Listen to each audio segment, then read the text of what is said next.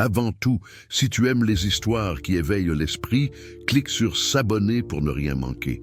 Dis-moi aussi dans les commentaires, de quel pays regardes-tu cette vidéo? Et quelle heure est-il chez toi en ce moment? Si tu es sur ton téléphone, un simple like aide énormément à ce que cette histoire touche d'autres esprits curieux comme le tien. Maintenant, respire un instant. Imagine un monde où Dieu ne se met jamais en colère. Un monde sans châtiment, sans enfer, sans rédemption. Un monde où tout ce qui existe n'est que la manifestation d'une seule et même réalité, la nature elle-même. Ce monde, c'est celui de Baruch Spinoza. Mais avant de devenir ce nom qui entra les philosophes pendant des siècles, il n'était qu'un jeune homme d'Amsterdam, un fils du ghetto juif portugais, né dans la poussière des exils et des rêves brisés. Il est dit qu'il parlait peu. Pourtant, chaque mot qu'il prononçait ressemblait à une pierre posée dans le mur du silence. Dans les ruelles humides du quartier juif, il observait les hommes s'agiter entre la peur du péché et l'espérance du salut. Et parfois, il se demandait, pourquoi Dieu aurait-il besoin de notre obéissance? Pourquoi un être parfait voudrait-il être flatté ou prié? Est-ce vraiment Dieu, ou juste l'ombre de nos passions humaines projetées vers le ciel? C'est là que tout commence. Il avait 17 ans, peut-être 18. Les maîtres lui enseignaient la Torah et le Talmud, les grands récits de la loi, la voix de Moïse et les commandements de l'Éternel. Mais quelque chose en lui se fissurait. Il n'arrivait pas à croire que l'infini puisse être jaloux. Il sentait que le vrai divin ne pouvait être prisonnier des mots, des dogmes ou des traditions. Chaque soir, il marchait au bord du port, regardant les bateaux chargés de marchandises partir vers des horizons où les idées circulaient aussi librement que les vents. Amsterdam était un carrefour. Espagnols, portugais, français, anglais, érudits, marchands, exilés. On y parlait de Descartes, de la raison, de la géométrie du monde. Et Spinoza, dans sa solitude, écoutait. Mais les oreilles de la communauté aussi écoutaient. Trop d'interrogations, trop de doutes. Pourquoi refuses-tu de croire à la création du monde en 6 jours? Pourquoi dis-tu que Dieu n'agit pas? Pourquoi dis-tu que tout est nécessaire? Lui, calmement, répondait, parce que tout ce qui existe découle de l'essence même de Dieu et non d'un caprice de sa volonté. Cette phrase, à elle seule, suffisait pour déclencher la tempête. Un matin de l'année 1656, on le convoqua. Les anciens de la communauté l'attendaient dans la synagogue. La décision était prise. On lut devant lui la formule terrible du Eremutsch, l'excommunication. Plus jamais il ne pourrait entrer dans la maison de prière, ni parler aux siens, ni être salué dans la rue. On le déclara maudit, de jour comme de nuit, en son sommeil comme en son éveil, en son départ et en son retour. Avait-il peur? Non. Il cherchait juste à comprendre. Peut-être s'est-il demandé en sortant de ce lieu sacré, pourquoi les hommes craignent-ils tant celui qui pense différemment? Pourquoi parler de vérité fait-il trembler ceux qui disent servir Dieu? Sous le vent froid de ce matin-là, Spinoza comprit qu'il serait désormais seul. Il commença une autre vie. Loin des dogmes, il polissait des lentilles d'optique, observant le ciel à travers le verre qu'il taillait de ses mains. Il vivait pauvrement. Mais son esprit, lui, se tournait vers l'Éternel. Il écrivait, réfléchissait, méditait. Et plus il pensait, plus l'image de Dieu changeait. Et si Dieu, se disait-il, n'était pas une personne, mais l'être même de toutes choses? Et si tout, les planètes, les arbres, nos pensées, n'étaient qu'une seule et même substance divine? Une seule substance, infinie, éternelle, immanente. Deus, sive, natura. Dieu, c'est-à-dire la nature. À cet instant, Spinoza brisa le cœur même de la théologie traditionnelle. Il effaça la frontière entre créateur et création. Il abolit le ciel et la terre en un même souffle. Et pourtant, il n'était ni athée ni blasphémateur. Il parlait d'un Dieu plus grand, plus noble, un Dieu sans passion, sans volonté, sans jugement.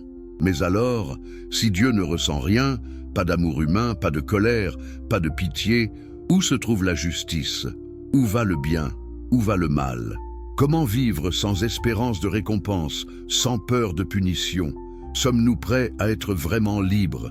Car c'est cela l'héritage de Spinoza, la liberté par la compréhension. non celle d'un homme sans foi, mais d'un homme sans chaîne. Là où d'autres voient un monde de faute, ils voient un monde de nécessité. Là où d'autres tremblent devant la main divine, ils contemplent la logique éternelle du réel. Et toi, en l'écoutant, pourrais-tu accepter un tel Dieu? Pourrais-tu aimer une réalité qui ne te promet rien, mais t'explique tout? L'histoire ne pardonna pas facilement à Spinoza.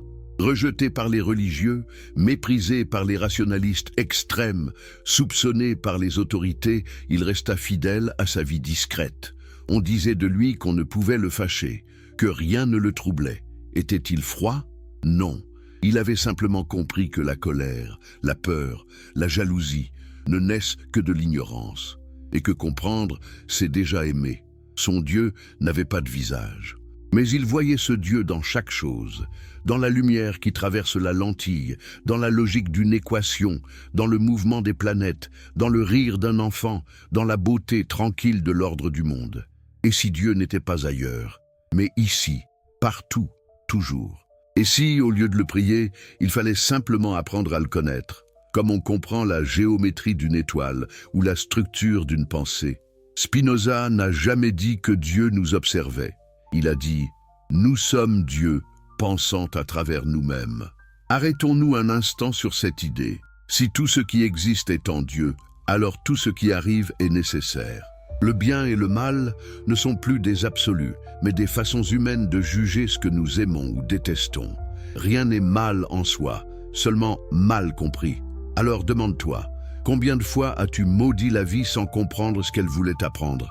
Combien de fois as-tu crié contre le destin parce que tu refusais d'en voir la nécessité? Et si ta douleur, ton échec, ta peur étaient aussi des expressions de cette même substance divine, toutes égales, toutes nécessaires, toutes parfaites à leur manière, c'est cette pensée qui fit de Spinoza une figure de lumière dans l'histoire humaine. Non pas un saint, non pas un hérétique, mais un miroir tendu à notre propre esprit. L'univers, disait-il, n'a pas de but. Il n'y a pas de plan secret, pas de volonté divine cachée. Rien ne se fait pour quelque chose. Tout découle de la nature de ce qui est. Et pourtant, dans cet infini sans intention, il y a de la beauté, il y a de l'ordre, non celui d'un roi céleste, mais celui d'une raison éternelle. Si Dieu ne juge pas, alors pourquoi jugeons-nous? Si Dieu n'a pas de colère, pourquoi vivons-nous sous la peur du châtiment? Si Dieu n'attend rien, pourquoi nous imposons-nous tant d'attentes? Voilà ce que fit Spinoza. Il retira du divin toute émotion, non pour le rendre froid, mais pour le rendre pur, clair, parfait. Parce qu'un Dieu qui aime et déteste est un Dieu humain, et un Dieu humain n'est qu'un reflet de notre faiblesse. Imagine un Dieu sans visage, sans trône, sans main pour punir ni oreille pour écouter, un être infini, impersonnel dont tu fais partie. N'est-ce pas à la fois terrifiant et libérateur? Terrifiant parce qu'il n'y aura jamais de pardon, libérateur parce qu'il n'y a jamais eu de faute. Et maintenant, regarde ta vie sous ce regard spinoziste. Chaque événement, chaque rencontre, chaque perte, rien n'a été hasard. Tout était nécessité, tout est Dieu. Tout est nature, tout est un, tout est un. Cette phrase, dans la bouche de Spinoza, n'est pas une métaphore, c'est un vertige. Si tout est un, alors il n'y a plus de dehors, ni de dedans, plus de créature, ni de créateur. Il n'y a que l'être, éternellement lui-même. Cette idée, à elle seule, faisait trembler ceux qui vivaient du contraste entre le bien et le mal, le ciel et l'enfer. Comment maintenir l'ordre moral si Dieu ne récompense personne? Comment inspirer la piété si l'Éternel ne ressent ni colère ni pitié? Mais Spinoza tranquillement répondait « La morale véritable ne vient pas de la peur, mais de la compréhension. Le mal n'est pas une force, c'est une erreur de lecture du réel. Et le péché, une invention forgée pour gouverner les ignorants par le remords. » Dans sa petite chambre d'Amsterdam, près des canaux, il écrivait patiemment. Chaque mot naissait d'une chaîne de raison, comme dans un traité de géométrie. Son œuvre, l'éthique, n'est pas née pour séduire, mais pour démontrer la réalité d'un monde sans faute, d'une divinité sans passion, d'une sagesse sans espérance de ciel. Il observait la nature comme un mathématicien contemple un théorème éternel. Et dans cette contemplation, il voyait la paix. Car comprendre pourquoi tout arrive, c'est déjà cesser de maudire. Qui connaît la cause d'un orage ne craint plus la foudre. Combien de nos douleurs viennent de l'ignorance? Combien de nos colères naissent d'attentes absurdes? Nous exigeons du monde qu'il se plie à nos désirs, et quand il ne le fait pas, nous parlons d'injustice. Mais le monde n'a rien promis. Il ne peut trahir que nos illusions. Spinoza, lui, s'est libéré de ce jeu. Il a compris que la liberté n'est pas le pouvoir de choisir au hasard, mais celui de comprendre la nécessité de nos choix. Est libre celui qui agit selon la raison, non celui qui obéit à ses passions. Tout, écrivait-il, arrive par la nécessité de la nature divine de Dieu. Alors l'homme qui maudit son destin ne fait-il pas preuve d'ignorance? Et celui qui bénit la vie sans la comprendre, n'est-il pas tout aussi prisonnier? Être libre pour Spinoza, c'est voir le monde tel qu'il est, non tel qu'on voudrait qu'il soit. Il imaginait un homme sage, qu'aucune tempête n'ébranle, non parce qu'il serait insensible, mais parce qu'il saurait d'où vient chaque vent. L'homme libre, disait-il, ne pense jamais à la mort. Car comment craindre la faim quand on connaît la nécessité de tout? La mort n'est qu'un changement de forme dans l'ordre éternel de la nature. Et si nous pouvions regarder nos vies avec ce même regard, si, au lieu de juger nos épreuves, nous les comprenions, si chaque perte, chaque rupture, chaque souffrance devenait une expression de la logique divine, non une punition, alors peut-être goûterions-nous enfin la sérénité spinoziste, une joie calme, née non de l'espérance mais du savoir. Dans le silence de ses journées, taillant ses lentilles, Spinoza découvrait ce que les autres cherchaient dans les prières, une clarté. À travers le verre poli, la lumière passait, pure, exacte. Elle n'avait pas besoin de pardon pour briller. Et lui, en observant cette lumière, y voyait l'image du divin, Deus sive natura. Dieu est partout, disait-il, donc il n'est nulle part distinct. Il n'agit pas, il est l'action elle-même. Il ne crée pas, il est la création en acte. Il ne juge pas, il est la loi qui régit tout. C'est pourquoi il ne peut être fâché ni miséricordieux. Ces mots appartiennent aux hommes. Et à ce moment de sa pensée, Spinoza fit exploser les fondations de toutes les religions révélées, car si Dieu ne choisit pas, à quoi bon prier? Si tout est déterminé par sa nature, pourquoi attendre un miracle? Et si personne n'est condamné, à quoi bon craindre l'enfer? Mais derrière ces provocations apparentes, une révolution plus profonde se cachait, celle de l'amour rationnel. L'homme qui comprend Dieu, disait-il, ne peut qu'aimer. Pas d'un amour sentimental, mais d'un amour intellectuel. Amor Dei intellectualis. Comprendre la perfection du tout, c'est y consentir, c'est s'y réjouir. Alors Spinoza, dans sa solitude, aimait. Non les hommes ou les choses singulières, mais la totalité de l'existence. Il n'avait ni haine ni ressentiment, seulement une reconnaissance silencieuse envers la nécessité universelle. Et toi, pourrais-tu aimer un Dieu qui ne t'aime pas en retour? Pourrais-tu aimer la vie sans attendre qu'elle t'écoute? C'est là que commence la vraie foi selon Spinoza. Non une foi dans les promesses, mais une foi dans la réalité, telle qu'elle est, éternelle, inexorable, divine. Ses contemporains n'y virent qu'un blasphème. On l'appela l'homme sans cœur, l'athée juif. Mais il ne répondit jamais à la haine. Il savait que ceux qui l'insultaient étaient aussi des expressions nécessaires de la même nature. Pouvait-il leur en vouloir? Non, parce qu'ils ne savaient pas ce qu'ils faisaient. Et n'est-ce pas là le cœur même de la sagesse? Ne pas pardonner parce qu'il n'y a rien à pardonner. Ne pas accuser parce qu'il n'y a rien à accuser. Seulement voir, comprendre, accepter. Il n'écrivait pas pour convaincre, mais pour libérer. Chaque proposition de son livre « Ethica Ordine Geometrico Demonstrata » était une clé ouvrant une cellule humaine, la cage du jugement, du remords, de la culpabilité. En lisant Spinoza, on sent les barreaux se dissoudre lentement. Imagine un monde où personne ne juge personne, où les hommes agissent selon leur nature et où la compréhension remplace la colère. Utopie? Peut-être, mais pour lui, c'était déjà la réalité. Un monde sans péché, parce qu'un monde sans faute. Regarde autour de toi. Le vent, les pierres, les étoiles ne connaissent ni le bien ni le mal. Seuls les hommes nomment ainsi ce qu'ils craignent ou désirent. Dans la nature, il n'y a que des mouvements, des causes, des effets. Tout est innocent. Cette innocence universelle, c'est ce que Spinoza appelait la béatitude de la sagesse. Non pas une joie naïve, mais une paix née de la lucidité. Quand l'esprit voit les choses par les yeux de l'éternité, sub specie aeternitatis, il cesse d'en attendre autre chose. Il s'accorde au rythme du tout. Ainsi, Spinoza n'a pas détruit Dieu. Il a détruit l'idée d'un Dieu humain. Il n'a pas tué la foi. Il l'a libéré de la peur. Il a mis fin au jugement divin pour qu'enfin l'homme puisse se comprendre comme partie du divin lui-même. Et quand, à la fin, la tuberculose rongeait son corps, il polissait encore une lentille.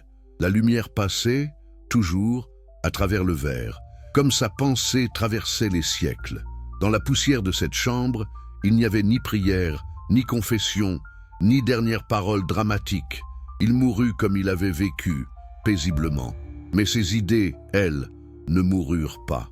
Elles allèrent frapper les esprits d'Europe, de Descartes à Einstein. Et encore aujourd'hui, dans chaque esprit libre, un écho murmure « Dieu ne juge pas, Dieu est ». Alors, que reste-t-il à faire sinon comprendre ce qui est?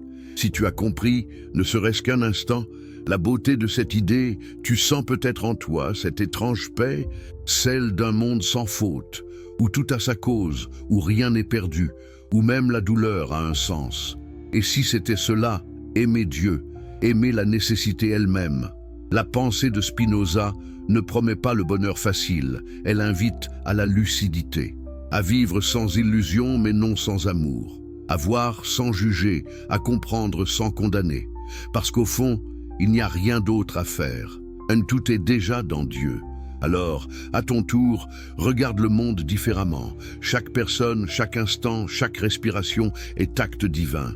Ce qui te blesse, ce qui t'émeut, ce qui t'inspire, tout cela est Dieu, ou plutôt, tout cela est. Et comprendre cela, c'est déjà commencer à être libre.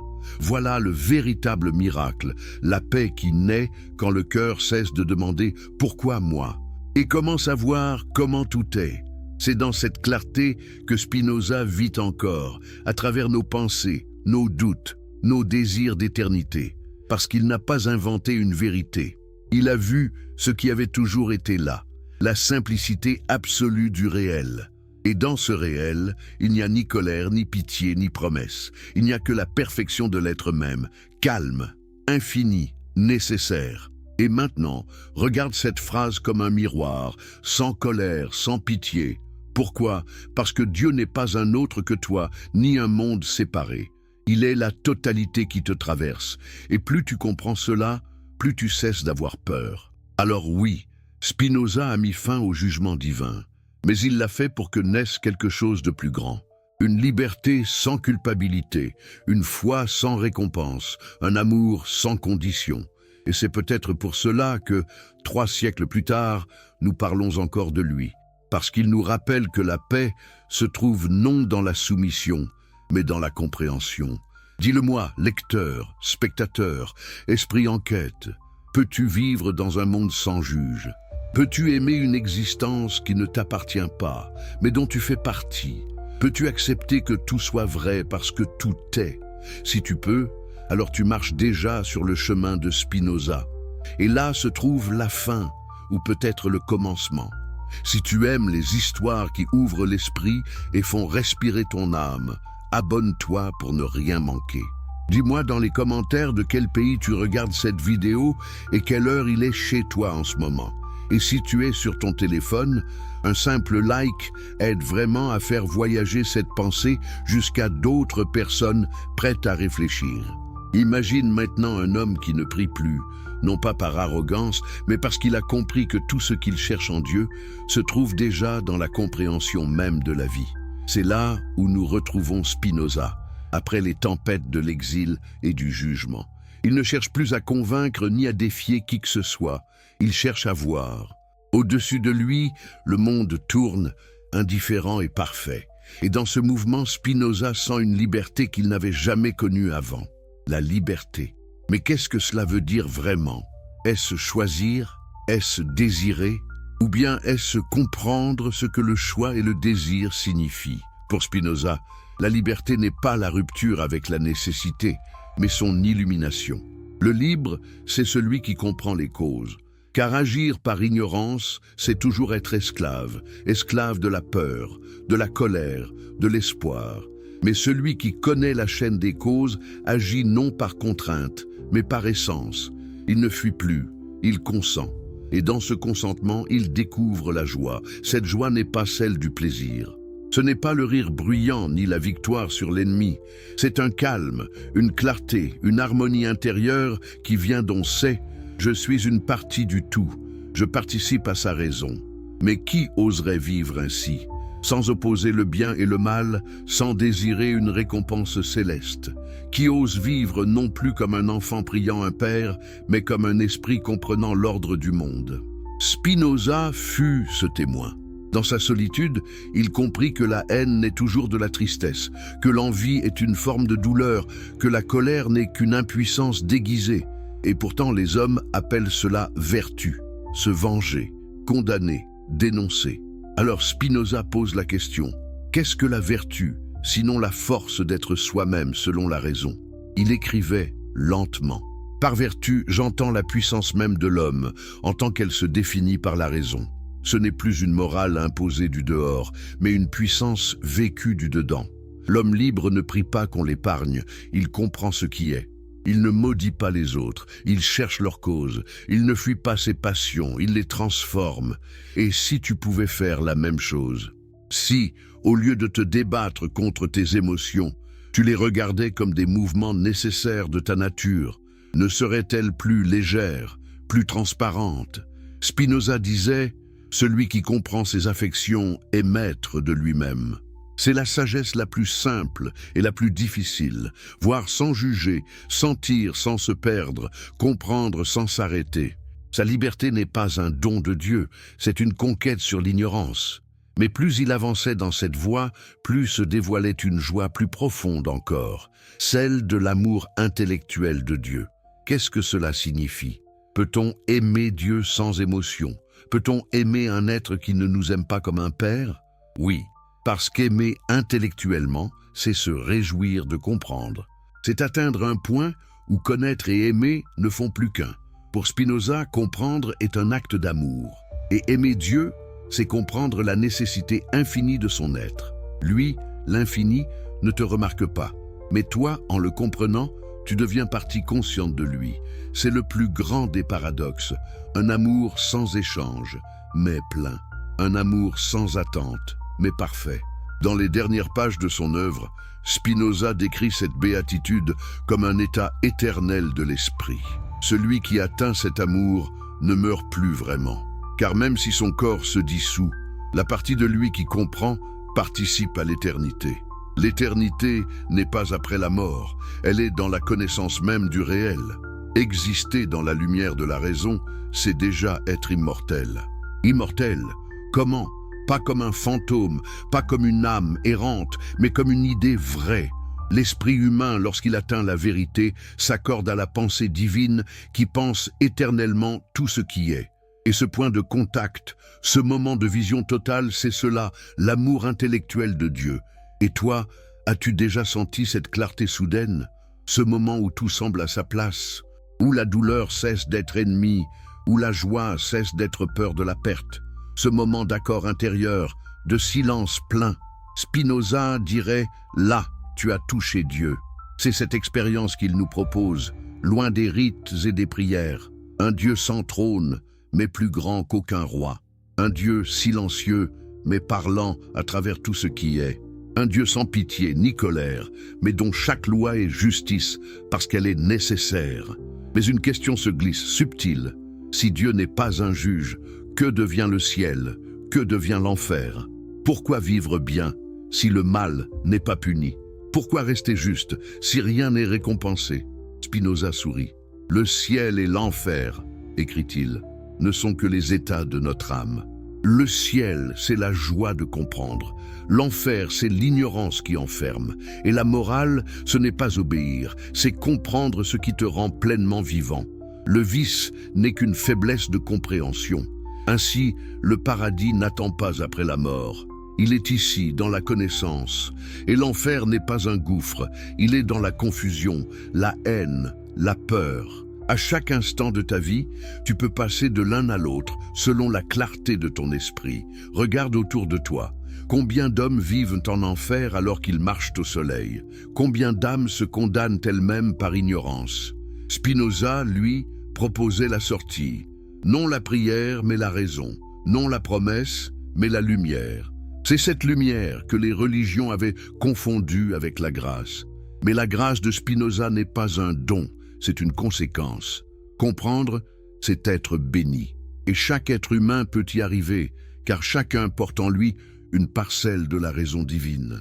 Voilà la vraie égalité. Personne n'est élu, personne n'est damné. Tous sont expression d'un même tout. Et si tu y penses, n'est-ce pas la plus belle justice? Une justice sans tribunal, où nul n'attend son tour pour être aimé, parce que tout est déjà compris. Là où la religion sépare, Spinoza unifie. Ce que nous appelions châtiment devient explication. Ce que nous appelions grâce devient compréhension. Et le monde cesse d'être champ de bataille entre le bien et le mal. Il devient un livre ouvert que seule la raison peut lire. Mais cette idée, si pure, si lumineuse, fut terrifiante pour ses contemporains. Car si tout est Dieu, alors où placer la faute? Où asseoir le pouvoir? Si nul n'a besoin d'intermédiaire entre soi et la vérité, à quoi sert le prêtre? À quoi sert le roi? Spinoza, en rendant Dieu immanent, enfonçait un clou dans l'ordre établi. Et pourtant, il restait doux. La paix, écrivait-il, n'est pas l'absence de guerre, mais la vertu d'un esprit ferme. Cette phrase résume tout son être. Il vivait dans un siècle de dogmes, mais son regard restait paisible. Aucun anathème ne lui retira le sourire. Peut-être parce qu'il avait vu que tout ce bruit n'était qu'une forme de la nécessité divine, un autre visage de la même perfection.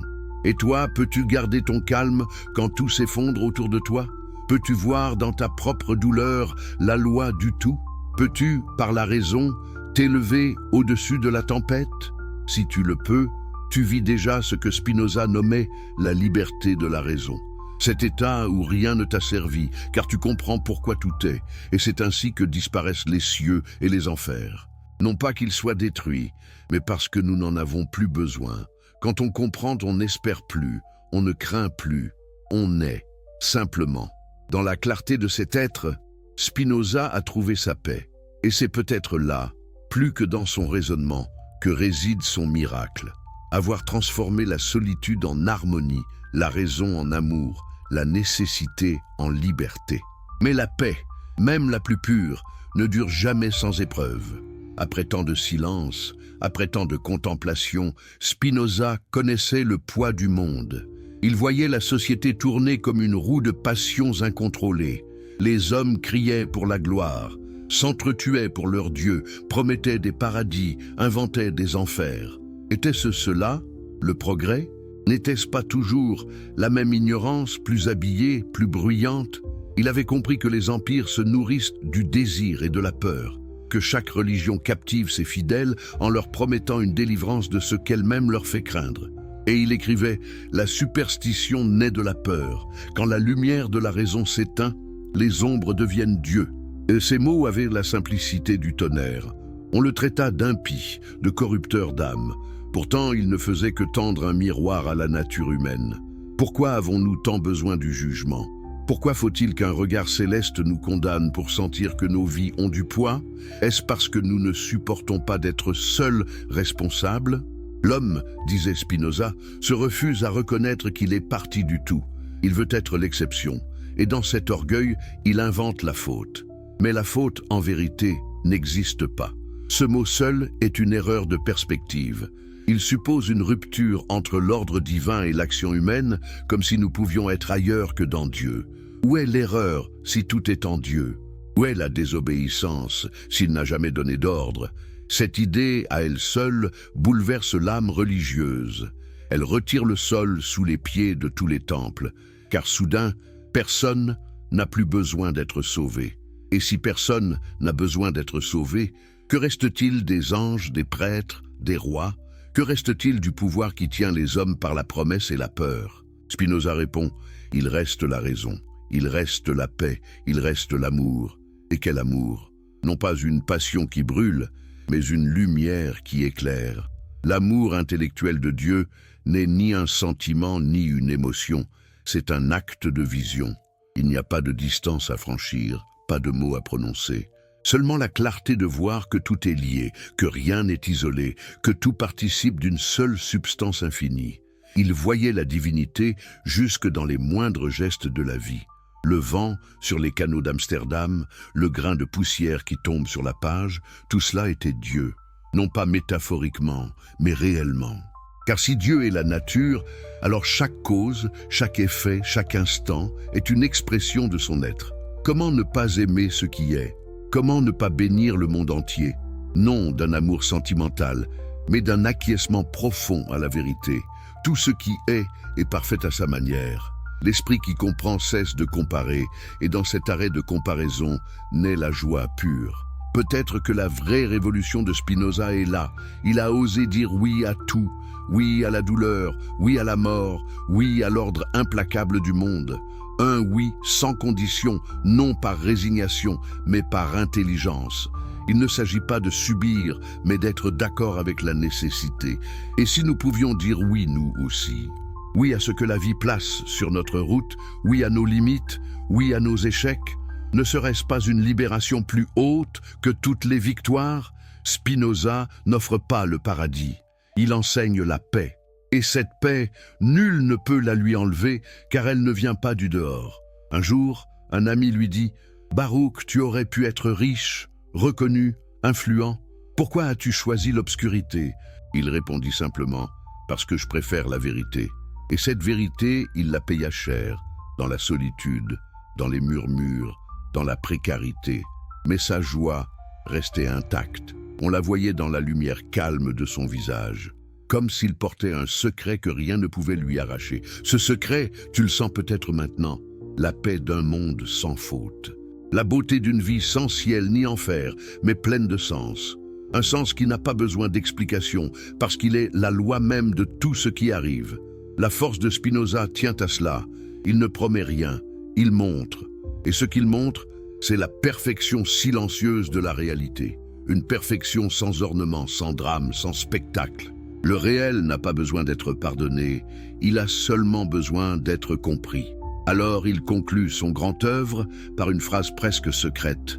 La béatitude n'est pas la récompense de la vertu, mais la vertu même. Cette phrase, c'est tout Spinoza. Elle renverse tout. La joie n'est pas après l'effort, elle est dans l'effort. La paix n'est pas donnée après la lutte, elle est dans la compréhension de la lutte. Il n'y a pas d'au-delà, tout est ici. L'esprit humain, disait-il, n'est pas un empire dans un empire. Il n'est qu'une modalité, un mode de la substance divine. Et plus il comprend cela, plus il se réjouit de l'être. Il devient semblable à la nature, tranquille, nécessaire, éternel. Alors, dis-le honnêtement. Et que vaut une prière face à une telle clarté? Que vaut la peur d'un Dieu qui juge face à la paix d'un Dieu qui est? Quelle religion pourrait promettre mieux que la vérité? Les siècles ont passé, mais la parole de Spinoza brûle encore. Elle traverse les époques comme une lumière qui ne demande rien. Elle nous rappelle que tout ce que nous cherchons dans les cieux dort déjà dans notre esprit. Ne sens-tu pas, toi aussi, parfois, ce moment où le monde tout entier semble te dire « Je suis ce que tu es ». Ce moment où l'on ne prie plus parce qu'il n'y a rien à demander, où l'on ne regrette plus parce qu'il n'y a rien à corriger, où l'on cesse de juger parce qu'il n'y a rien hors de Dieu. Ce moment-là, Spinoza l'a vécu toute sa vie. Et c'est pour cela que son nom, effacé par les prêtres, persiste dans la mémoire du monde. Parce que derrière sa logique austère, il y a la plus pure des tendresses, celle d'un esprit réconcilié avec l'infini. Alors, regarde encore une fois le monde à travers ses yeux. Il n'y a pas de faute, pas de miracle, pas de jugement. Il y a la nature, immense et simple, dont nous faisons partie. Et dans cette appartenance, il y a tout le sens que nous avons tant cherché ailleurs. Spinoza nous apprend à mourir avant de mourir, à renoncer au besoin d'être jugé, récompensé ou sauvé. Et dans cette mort du vieil homme naît une nouvelle vie, sans peur, sans pitié, sans colère, une vie lucide. Voilà peut-être ce que voulait dire son regard paisible, que le seul paradis, c'est la compréhension, que le seul enfer, c'est l'ignorance, et que le vrai Dieu n'a jamais parlé, parce qu'il est la parole même du monde. Ainsi se clôt ce voyage, pas par une apothéose, mais par un silence. Ce silence que Spinoza appelait beatitudo, la béatitude, la paix de comprendre que tout est nécessaire et donc parfait. Alors respire et demande-toi, n'est-ce pas cela la vraie liberté? Il existe un moment dans la vie de tout esprit où le tumulte du monde s'apaise. Non parce que le monde est devenu plus doux, mais parce que le regard a changé. Ce moment, Spinoza l'appelait la sérénité. Non pas l'indifférence, mais la force tranquille de celui qui sait que tout a sa cause. Depuis ses jeunes années d'exil jusqu'à ses dernières heures de solitude, cette idée avait mûri en lui comme un fruit. Au début, il voulait comprendre Dieu, puis il voulut comprendre la vie, et enfin, il comprit qu'il n'y avait aucune différence. Comprendre Dieu, c'est comprendre la vie. Mais comment parvenir à une telle paix dans un monde où tout brûle de passion? Spinoza répondrait, en apprenant à voir les chaînes invisibles qui lient nos émotions. Ces chaînes ne sont pas maléfiques, elles sont la texture même du réel. Ce n'est pas le monde qui nous emprisonne, c'est notre ignorance de ses lois. Regarde autour de toi. Combien d'hommes se laissent posséder par la jalousie, la colère, la peur? Combien de vies s'écroulent parce que leurs désirs s'accrochent à des choses qu'ils ne contrôlent pas? Spinoza observait cela avec compassion, non avec jugement. Les hommes se croient libres, écrivait-il, parce qu'ils connaissent leurs désirs, mais ils ignorent les causes qui les déterminent. Voilà, selon lui, la vraie servitude. Croire que l'on choisit alors que l'on n'agit que sous le fouet invisible des passions. La liberté ne consiste donc pas à briser les chaînes, mais à les comprendre, car celui qui les comprend cesse d'en souffrir. Il ne se révolte plus, il s'accorde. Ainsi naît la vertu de la sérénité, la joie active. Non pas un bonheur fragile, mais la conscience constante que tout découle de la même nécessité divine. Le sage spinoziste n'est pas détaché du monde, il l'aime à travers la raison. Et dans cet amour lucide, il découvre la véritable puissance. Est-ce facile? Non, c'est un travail sans fin, une ascèse de la pensée. À chaque moment, nos passions cherchent à nous tirer vers le désordre. Mais la raison, fidèle et douce, nous rappelle que tout est ordre. Imagine-toi marchant dans une tempête, le vent te frappe, la pluie t'aveugle. Tu pourrais te plaindre du ciel, maudire ton sort, ou bien tu pourrais comprendre la nature de la tempête, les pressions, les courants, les lois du mouvement. À cet instant, tu ne subis plus. Tu vois, tu comprends. Et compréhension est déjà puissance. C'est de cette puissance que naît la paix intérieure. Spinoza disait « La raison ne demande rien qui soit contre la nature ». Autrement dit, la sagesse ne nous arrache pas à la vie, elle nous ramène à l'harmonie avec elle. Celui qui agit par raison n'est pas froid ni distant. Il vit plus pleinement parce qu'il vit selon la vérité des choses. Et la vérité dans sa bouche n'est pas un dogme. C'est une musique silencieuse, où chaque être a sa place dans l'ordre infini. Même ce qui semble triste, même ce qui semble injuste, fait partie de cette harmonie, comme une note dissonante nécessaire pour que l'ensemble ait du sens. Mais ce sens, l'esprit limité ne peut le percevoir qu'en partie. Voilà pourquoi l'ignorant se plaint du monde, et le sage s'en émerveille. L'un voit le chaos, l'autre voit la raison. L'un demande un juge, l'autre contemple la loi éternelle. Et cette loi, Spinoza l'appelle Dieu. Non pas un roi, mais une nécessité. Non pas une conscience extérieure, mais la substance même du réel. Dans cette vision, tout s'inverse. Dieu n'est plus le terme de la morale, il en est la condition. On n'agit pas bien pour lui plaire, on agit bien parce qu'on comprend. Alors, à quoi bon le remords? À quoi bon l'espoir? À quoi bon la peur? Ces trois poisons tombent d'eux-mêmes dès qu'apparaît la vérité. Le remords suppose une faute, mais la faute n'existe pas. L'espérance suppose un manque, mais rien ne manque dans le tout. Et la peur suppose un autre, mais il n'y a pas d'autre que Dieu. Spinoza vivait cette compréhension non comme une idée, mais comme une expérience quotidienne. Dans les rides de ses mains noircies par le travail du verre, il voyait l'éternité en acte. Chaque grain de lumière qu'il laissait passer par une lentille était pour lui une révélation, la preuve que la transparence est la forme la plus haute de la foi. Le véritable croyant, disait-il, n'est pas celui qui prie le plus, mais celui qui comprend le mieux. Mais comprendre demande du courage, car comprendre, c'est renoncer à l'idée d'un monde fait sur mesure pour nos désirs. C'est accepter que même ce que nous appelons mal est sa raison suffisante. Ce courage-là n'est pas celui des héros de guerre, mais celui des âmes lucides. Ce courage, Spinoza l'a incarné toute sa vie. À chaque accusation, à chaque rejet, il répondait par le silence. Non par lâcheté, mais parce qu'aucune injure ne peut altérer la vérité. Celui qui comprend n'a plus besoin de se défendre. La raison est sa forteresse. Un soir, alors que la maladie gagnait son corps, il dit à un ami, « Quand je ne serai plus là, ne prie pas pour moi.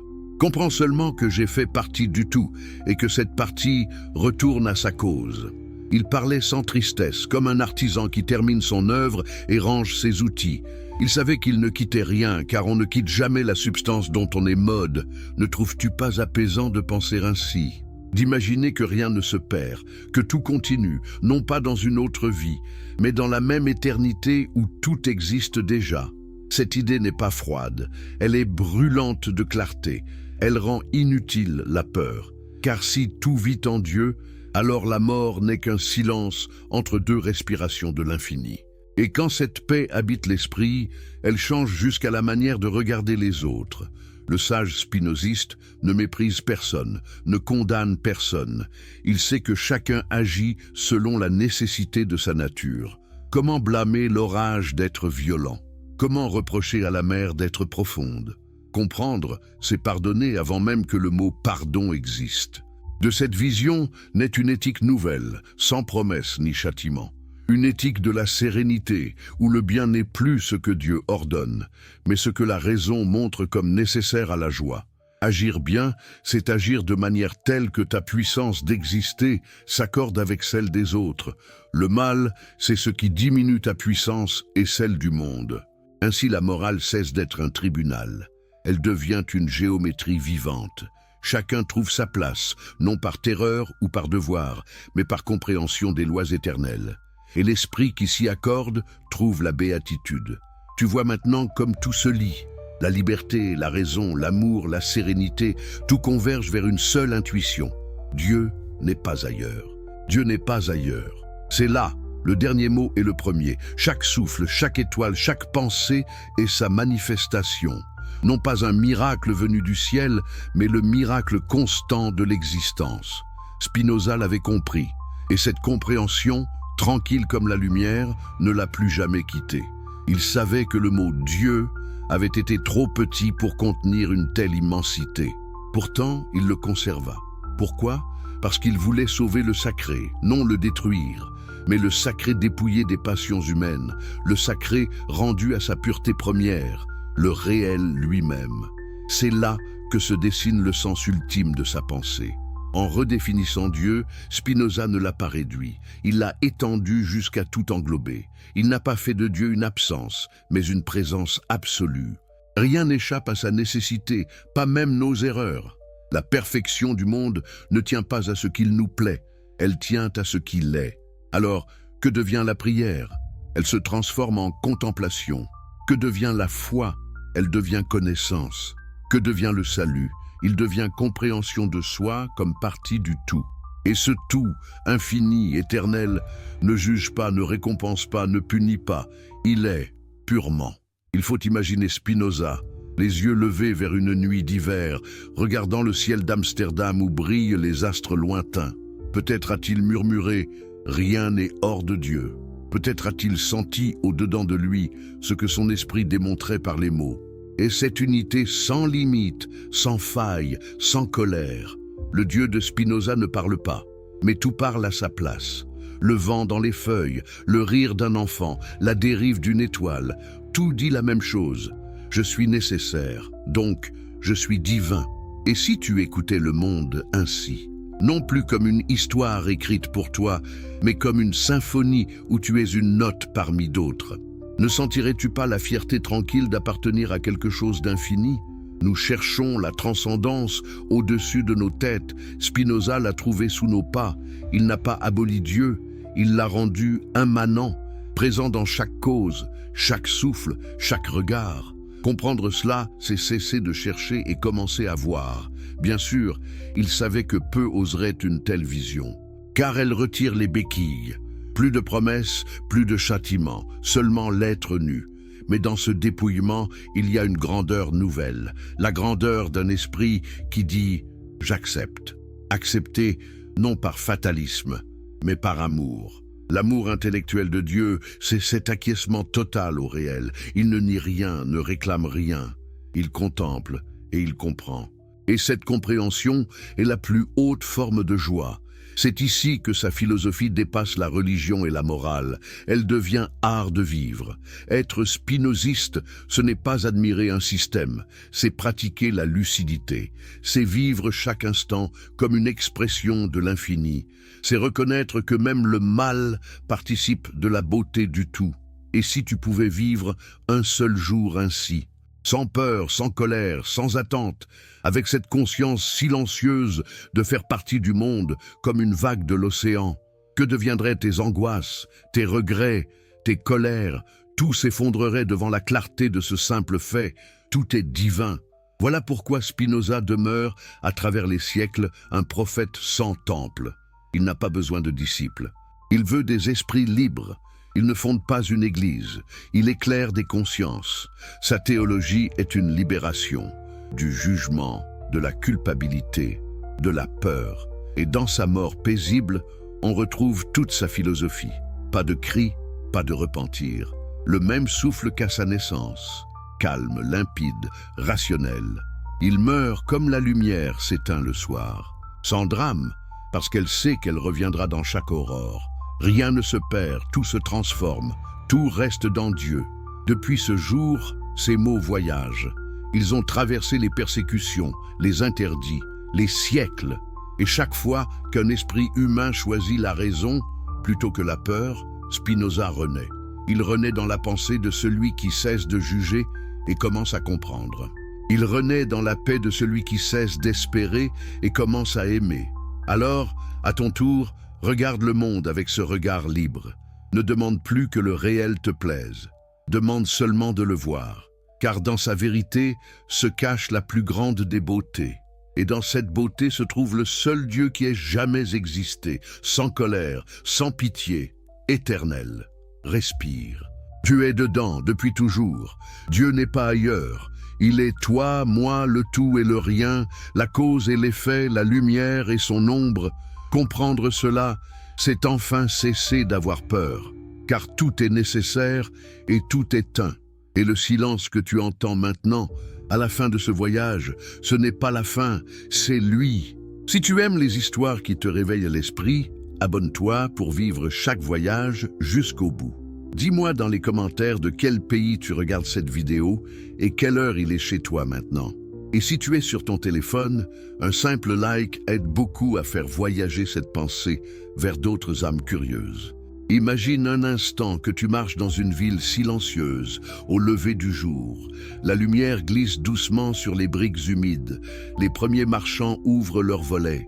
Le vent du port transporte l'odeur du sel et du métal.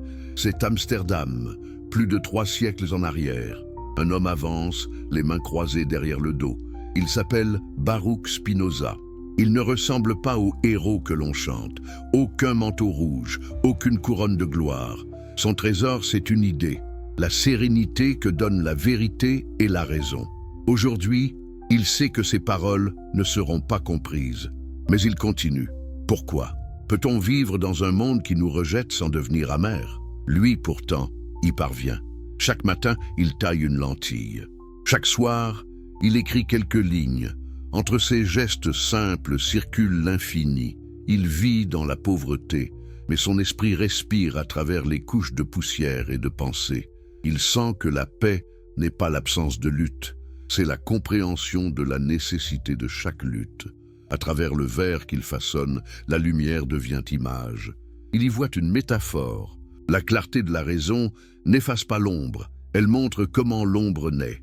Rien n'est vain, se dit-il, rien n'est gratuit. Tout suit de la joie de Dieu. Et cette joie, ce n'est pas une émotion, c'est la structure même du réel. Mais comment faire comprendre un tel Dieu à des hommes habitués à prier un roi? Comment enseigner une béatitude sans paradis? Dans ses lettres, Spinoza tente d'expliquer avec douceur. Le sage, écrit-il, ne rit pas, ne pleure pas, mais comprend. Remarque, comprendre ne veut pas dire ne pas sentir. Cela veut dire sentir autrement. Il observe les hommes s'agiter.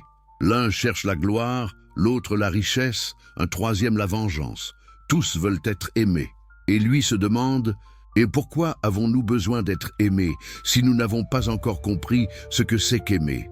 L'amour véritable ne se nourrit pas du manque, mais de la connaissance. C'est ainsi qu'il rejoint sa plus haute intuition, l'amour intellectuel de Dieu. Ce n'est plus un sentiment entre deux êtres, c'est l'écho profond de la compréhension entre la pensée et la substance. Quand l'esprit humain saisit la nécessité divine, il se réjouit de participer à elle. C'est un amour sans attente, sans blessure, sans fin. Et toi, pourrais-tu aimer sans espérer en retour? Pourrais-tu chérir la vie même quand elle ne t'offre pas ce que tu veux? Si tu le pouvais, tu connaîtrais déjà ce que Spinoza appelait la béatitude. Autour de lui, la société reste divisée entre prêtres et marchands, soldats et savants. Les guerres de religion déchirent encore l'Europe. On parle de Dieu à tous les coins de rue, mais nul ne le comprend comme lui. Son Dieu n'a pas de visage, pas de trône. Il est partout indifférent et parfait. Ce n'est pas un être personnel, c'est l'être de tout. Pourtant, cette vision n'est pas froide. Elle ouvre le cœur. Car si Dieu est tout, alors tout est digne d'amour. La pierre, l'arbre, l'ennemi, même la douleur. Rien ne mérite le mépris. Chaque chose exprime à sa manière la puissance infinie de l'existence. Seul l'ignorant, écrit Spinoza, est agité par la haine. Le sage, lui, comprend les causes de la haine et en les comprenant, les dissout. Imagine un cercle. Tu y vois d'abord une ligne droite, puis tu comprends qu'elle tourne, qu'elle s'achève sur elle-même, tout s'unit. Voilà le regard du sage sur le monde. Mais pourquoi est-ce si difficile pour nous d'adopter ce regard? Peut-être parce que nous aimons nos chaînes. Nous aimons croire que notre colère est juste. Nous aimons croire que notre tristesse est noble. Spinoza démasque ces illusions. Chaque passion de tristesse diminue notre puissance d'être. Elle nous rend aveugles à notre propre essence. La vraie vertu est donc la joie active, celle qui naît de la raison. Quand tu agis selon la raison, tu ne combats pas le monde, tu l'accordes à toi. Tu crées de la paix. Et cette paix, à son tour, élargit ton esprit. Peu à peu, les frontières entre toi et le reste se dissolvent. Tu ne dis plus « je suis en colère contre ceci », tu dis « je comprends pourquoi cela est ». Et quand tu comprends, tu cesses de juger, non parce que tout serait bon, mais parce que le mal n'est plus un mystère. Il devient une forme de la nécessité divine. Dans le regard du sage, même la méchanceté est un fragment de lumière mal dirigée. Durant les dernières années de sa vie, Spinoza reçoit la visite de quelques jeunes philosophes. Ils viennent le voir comme on visite un saint, mais lui sourit et les renvoie à eux-mêmes. « Ne me croyez pas, leur dit-il. Essayez par vous-même de comprendre. » Il les interroge. « Qu'est-ce que vous appelez bien? Qu'est-ce que vous appelez mal? Et pourquoi ?» Chaque question renverse un mur. Le bien n'est plus l'obéissance, le mal n'est plus la désobéissance. Tout dépend de la connaissance qui motive l'acte. Un seul principe reste: augmente ce qui te fait exister pleinement, réduis ce qui t'affaiblit. C'est simple, mais cela demande une vigilance de chaque instant. Regarde ta propre vie. Combien de fois choisis-tu ce qui te blesse en croyant que c'est bon pour toi? Combien de fois poursuis-tu un désir qui s'efface sitôt satisfait? Et si la sagesse consistait à connaître nos désirs avant de les suivre? Spinoza ne condamne pas les désirs, il les éclaire. Il dit non à la répression et oui à la connaissance. Il n'y a pas d'ennemi à abattre en soi, seulement des forces à comprendre.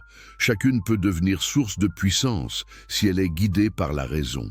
Et cette raison, il ne la sépare jamais de l'amour, car comprendre, c'est déjà aimer. Quand tu comprends un homme, tu cesses de le haïr. Quand tu comprends un événement, tu cesses de le craindre. Et quand tu comprends Dieu comme la totalité, tu cesses de te perdre. Ainsi s'ouvre le royaume de la sérénité, un état où l'on ne lutte plus pour vivre, mais où l'on vit en comprenant la lutte. L'univers entier devient ton allié, non ton bourreau.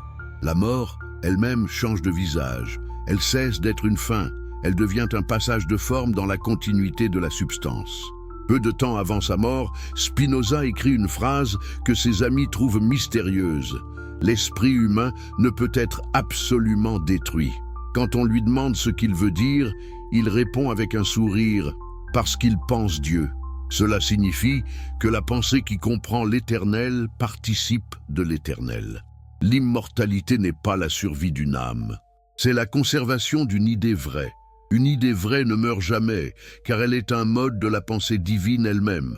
Et si nos vies n'étaient que cela, des occasions pour l'infini de se penser lui-même, si chaque regard, chaque peine, chaque joie n'était qu'une manière pour Dieu de se connaître, Spinoza ne voulait pas qu'on le croie, mais qu'on l'éprouve.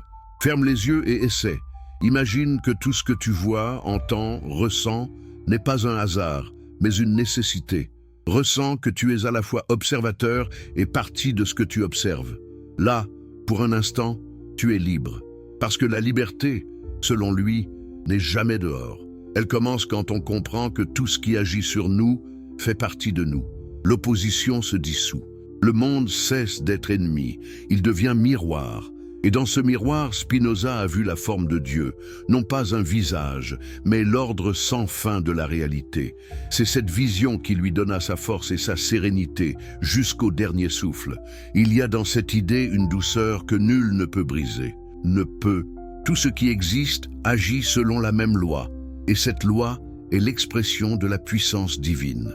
Même l'homme qui lutte contre le monde obéit à cette loi. Il en est seulement inconscient. Voilà pourquoi Spinoza répète « Comprendre, c'est déjà se libérer ». Cette liberté, il ne la définit pas par la capacité à faire n'importe quoi, mais par la lucidité dans l'action. Être libre, c'est agir selon la nécessité reconnue. Ce mot « reconnu » contient tout. Reconnaître, c'est lier à nouveau ce qui fut séparé, soi et le monde, volonté et raison, désir et loi. Et si la paix humaine ne dépendait que de cette reconnaissance, si au lieu de chercher à plier le réel, nous acceptions enfin de lui appartenir. Spinoza voyait là la voie d'une humanité possible. Il rêvait d'une société gouvernée non par la peur de Dieu, mais par la compréhension des lois naturelles. Une république d'esprit libre, où chacun aiderait l'autre à augmenter sa puissance d'être. Dans ses dernières lettres, il parle souvent d'amitié. Ce mot, simple, prend sous sa plume un sens infini. L'amitié est l'accord de deux raisons, comme deux ondes qui se renforcent. Elle n'a pas besoin de serment ni de récompense. Elle est joie partagée de comprendre la même vérité. Peut-on imaginer un monde entier fondé sur cette amitié rationnelle? Un monde sans vainqueur, sans juge, sans damné? Spinoza y croyait. Non par utopie, mais par logique. Si la nature divine est une, pourquoi les hommes se déchireraient-ils? Si tout est lié, pourquoi le plaisir de l'un serait-il ailleurs que dans la joie de l'autre? C'est cela, l'éthique de la sérénité. Vivre en accord avec la totalité. Non pas s'y dissoudre, mais y trouver sa juste place. Le sage agit, parle, aime, travaille, mais il le fait comme quelqu'un qui sait que chaque instant est éternel. Car tout ce qui existe exprime la même substance, la même nécessité. Tu me diras, mais comment être en paix quand d'autres souffrent? Spinoza répondrait, la vraie compassion n'est pas la douleur partagée, mais la lucidité qui cherche à libérer. Souffrir avec le malheureux ne diminue pas sa peine, mais comprendre pourquoi il souffre peut l'en délivrer. La pitié affecte, la raison guérit. Encore une fois, le mal n'est pas une faute. Il est une imperfection de connaissance. Là où la lumière ne passe pas, les ombres grandissent. Le rôle du sage est donc d'être fenêtre. Une fenêtre ouverte sur la clarté. Il ne convertit personne, il éclaire. Ainsi Spinoza laisse derrière lui non une religion, mais un instrument. L'éthique n'est pas un dogme, c'est une carte. Elle t'indique le chemin pour sortir du labyrinthe des passions. Et le fil qui guide, c'est la joie. Pas la joie vulgaire, mais celle qui naît quand le cœur s'accorde à la raison. Mais alors, d'où vient que nous résistons encore à cette sagesse? Peut-être parce que nous aimons nos illusions plus que la vérité. La vérité nous rend souverains, mais elle nous ôte les histoires qui nous consolaient. Spinoza les a toutes déposées. Paradis, enfer, miracle. En échange, il nous offre la réalité. Serons-nous assez courageux pour l'accepter? Cette acceptation n'est pas une abdication.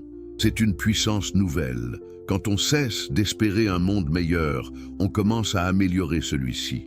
Quand on cesse d'attendre le salut, on devient sauveur par la connaissance. Voilà le secret du sage. Il ne fuit pas le monde, il le comprend pour mieux y agir. Une anecdote le résume. Un jour, un de ses amis l'avertit qu'un fanatique voulait le poignarder. Spinoza écoute, sourit, rentre chez lui, reprend son travail. « Mais pourquoi ne fuyez-vous pas ?» demandent ses proches. Il répond « Parce qu'il agit selon sa nature. » C'est cela, la sérénité. Savoir que rien ne mérite la haine, pas même le mal qu'on subit.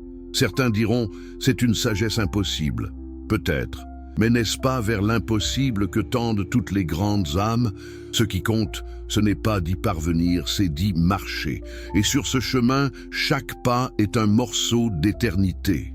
Imagine à présent la scène finale. La chambre est étroite, la lumière du matin passe entre les rideaux.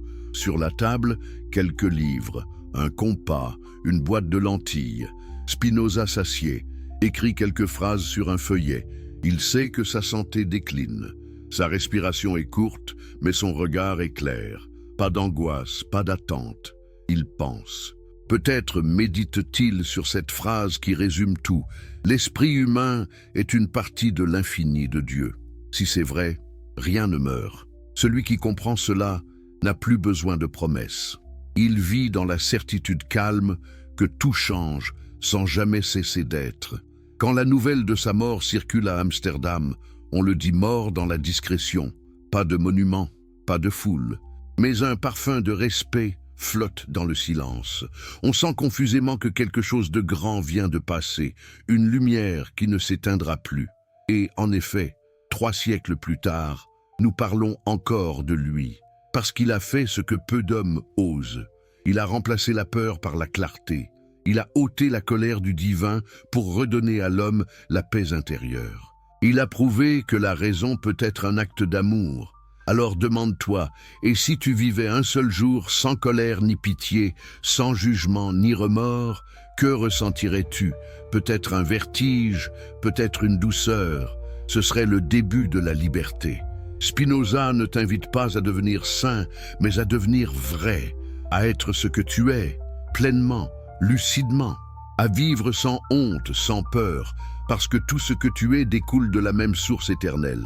C'est pourquoi, au terme de ce voyage, chaque phrase de son œuvre résonne comme une prière sans mots. Ne crains rien, ne juge rien, comprends tout. Et si tu comprends tout, tu aimeras tout. Et si tu aimes tout, tu seras libre. Et si tu es libre, tu seras éternel. Voilà la conclusion silencieuse d'une vie entière. Le cercle se referme. Dieu et la nature, l'homme et la raison, l'amour et la nécessité, tout est un. Si tu es fasciné par les récits qui transforment ta vision du monde, abonne-toi maintenant pour ne rien manquer de ces voyages intellectuels. Dis-moi en commentaire de quel pays tu regardes cette vidéo et quelle heure il est chez toi. Et si tu es sur mobile, un petit hype aide énormément à toucher plus d'âmes en quête de vérité. Dans les derniers jours de février 1677, une chambre étroite d'Amsterdam respire un silence lourd. La lumière pâle de l'hiver filtre à travers une vitre couverte de givre, projetant des ombres longues sur un lit simple. Baruch Spinoza, le philosophe que l'on appelait tantôt hérétique, tantôt sage maudit, repose immobile. Son corps, usé par des années de travail minutieux sur le verre et rongé par la phtisie, s'éteint doucement. À ses côtés, quelques amis fidèles veillent, le cœur serré. L'un d'eux murmure « Baruch, as-tu peur ?» Il ouvre les yeux, un sourire presque imperceptible aux lèvres, et répond d'une voix faible mais claire « Non, tout est nécessaire. » Ces mots prononcés dans l'instant suprême, résument une vie entière consacrée à une seule quête, comprendre pourquoi tout est et comment vivre en paix avec cette nécessité. Mais comment un homme rejeté par les siens, soupçonné par les puissants, moqué par les érudits, a-t-il pu atteindre une telle sérénité? Était-ce de la folie ou la plus haute forme de sagesse? Et toi, pourrais-tu, face à la mort, prononcer ces mots sans trembler? Retournons en arrière aux années où cette paix se forgeait dans le feu des épreuves. Après son excommunication en 1656, Spinoza ne cherche pas la vengeance ni la gloire. Il choisit l'ombre. Il gagne sa vie en polissant des lentilles pour les microscopes et les télescopes, un métier humble qui lui permet de contempler le monde à travers la transparence du verre. Chaque lentille qu'il taille est une métaphore de sa philosophie. La raison purifie le regard, fait passer la lumière là où régnait l'opacité. Mais dans cette solitude volontaire, une révolution couve. Amsterdam bouillonne alors d'idées nouvelles. Descartes y est lu en secret. Les débats sur la liberté et la nécessité divisent les cercles savants. Spinoza correspond avec les plus grands esprits. Henry Oldenburg, secrétaire de la Royal Society de Londres, Leibniz, le génie mathématicien, même le cercle des frères Feuerbach, qui défie ouvertement les dogmes calvinistes. Mais lui reste discret. Pourquoi? Parce qu'il sait que ses idées sont des bombes. Elles ne détruisent pas Dieu, elles le libèrent des chaînes humaines. Imagine la scène, une nuit d'hiver 1661, dans une arrière-salle enfumée d'une taverne près du port. Spinoza, vêtu simplement, discute avec un groupe d'étudiants radicaux. L'un d'eux lance « Mais si tout est déterminé par Dieu, où est notre liberté ?»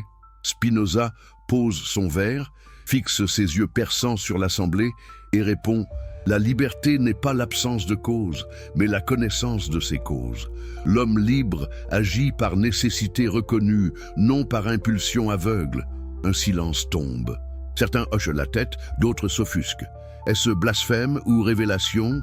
Cette idée centrale de son éthique naît de ces échanges.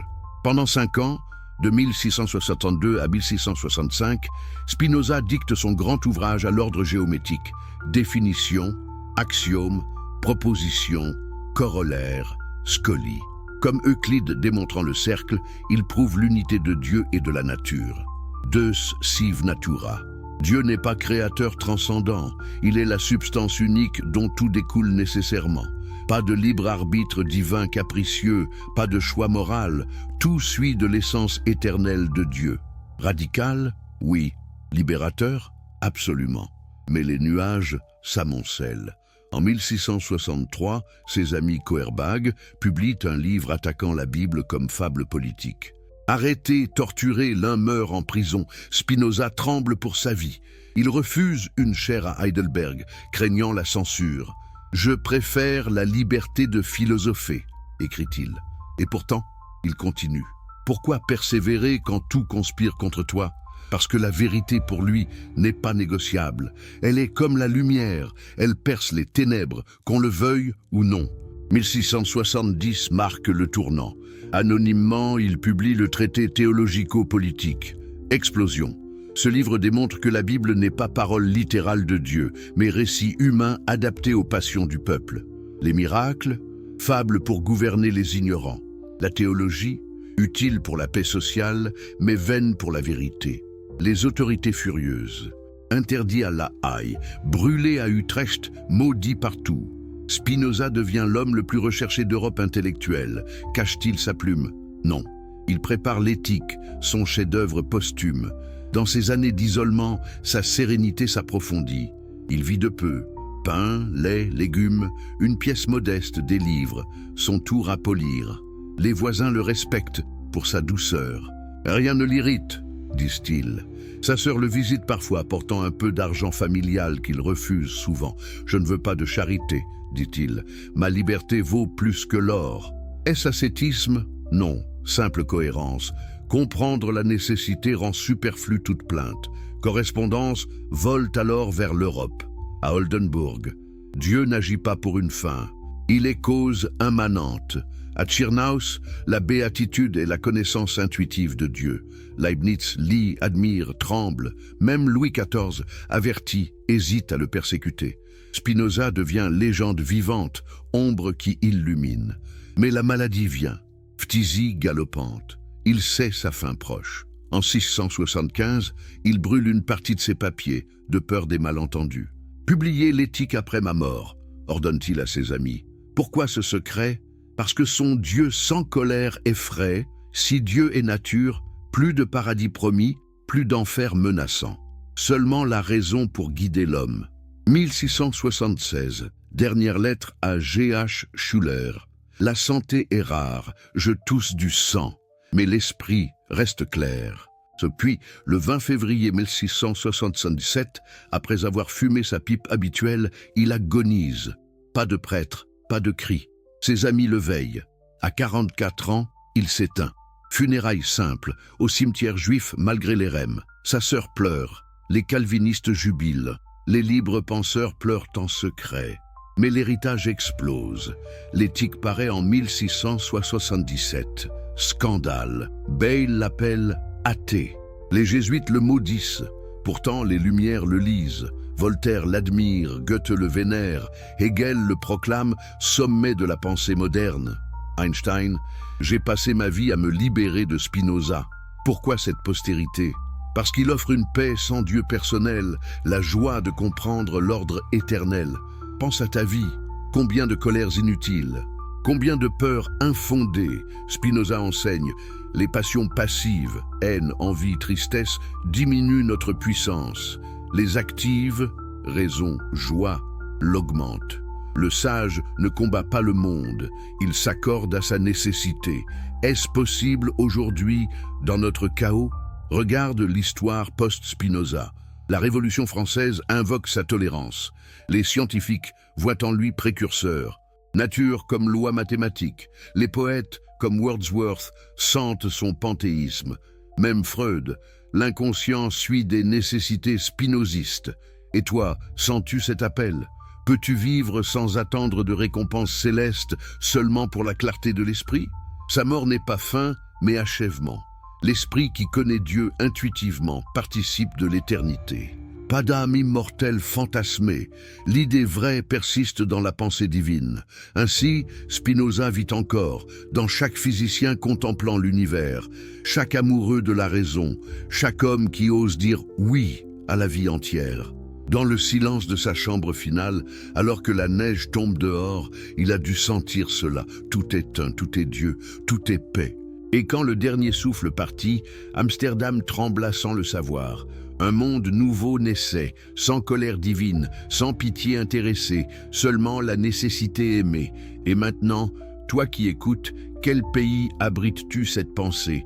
Quelle heure marque ton éveil ? Spinoza te demande, oseras-tu sa liberté ?